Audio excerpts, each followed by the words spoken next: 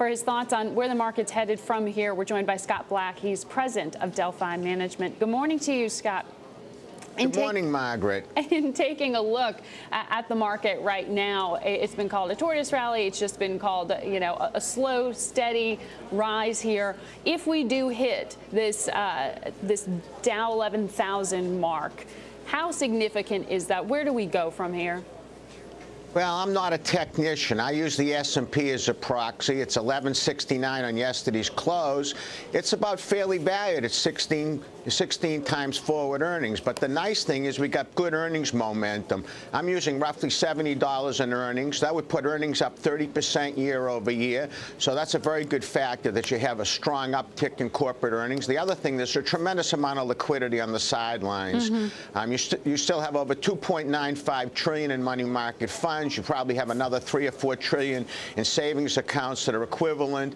The whole value of the S&P 500 is a little over $10 trillion. Now, not all of that money is going to find its way into equities. A lot of it's gone into bonds. Yeah, but we've been hearing that for so long now, Scott, that all the retail money is not staying on the sidelines. It may slowly start to drip in. Are you now seeing that being deployed?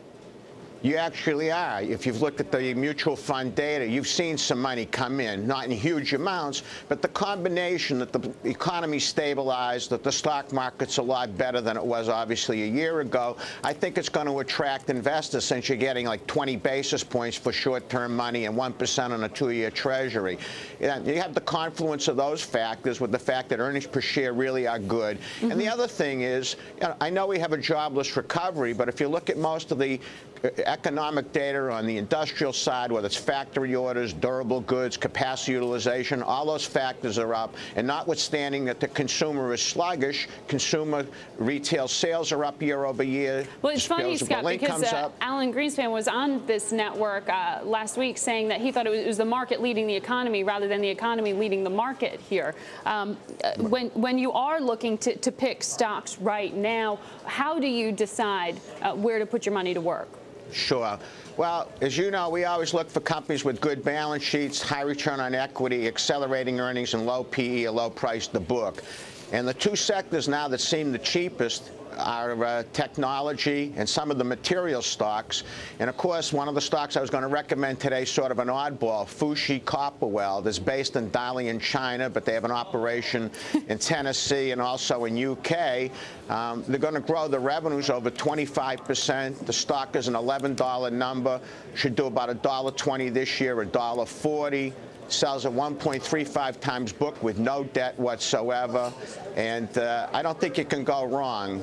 What they do is they take aluminum and steel and clad it to copper instead of using pure copper wiring. And it's a play on the build-out of the 3G telecom networks in China, the electric railways in China, and also the smart grid. So I don't see that you can go wrong with the economy growing 8.5%. It's growing off a small base. It's only $230 million in revenue. You also like Seagate here. I do. I mean, this is the Rodney Dangerfield of technology. You're going to earn about $3.40 this year, which is a June fiscal. It's way up. It's a 5 PE. The stock is 18 and change. They have over $200 million in net cash. And if you looked at the free cash flow in the first 6 months of this year, it was $820 million, which is staggering. At a 5 multiple, when crummy stocks are selling at 16 and 17 times, this is a real bargain. All right, two names, Fushi Copperweld there and Seagate. That's what you're focused on right now. Thank you so much, Scott, for joining us. Scott Black of Delphi Management.